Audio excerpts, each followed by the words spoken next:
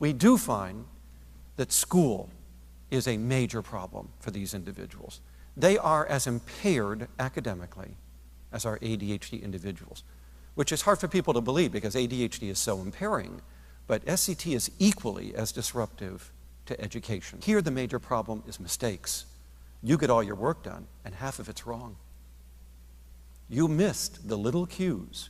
You didn't see the dot above the line and below the line when subtraction became division.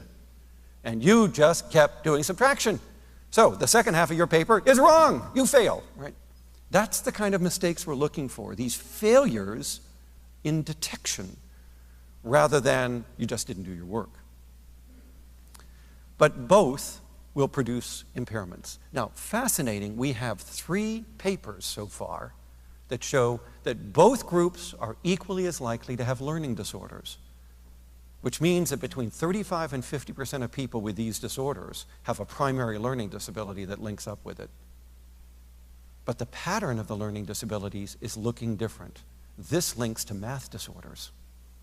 ADHD has much more of a linkage to handwriting, language, reading comprehension, and reading speed. SCT children don't. So we're seeing then that there are some differences here, possibly in the pattern of learning disorders. And this might track more with mathematics. Doesn't mean they can't have the reading, the spelling, and so on. They may, but not as much as the math disorders seem to be. And parents have this as their singular concern. So when this child comes in for referral, the parents aren't concerned about, oh my God, he's up all night, he's tearing around the neighborhood, he won't sit still, he's taking risks, he's hitting other kids, I can't get him to listen to story time. We don't hear the distractibility in the teens or the young adults.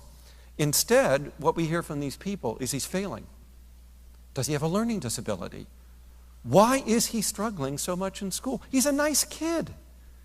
He's very compliant, he's in the band, he's got a few friends, he's a little quiet.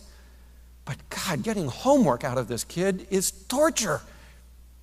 But he's nice, right? A nice kid who does nothing. And you know what we do with those people? We socially promote them.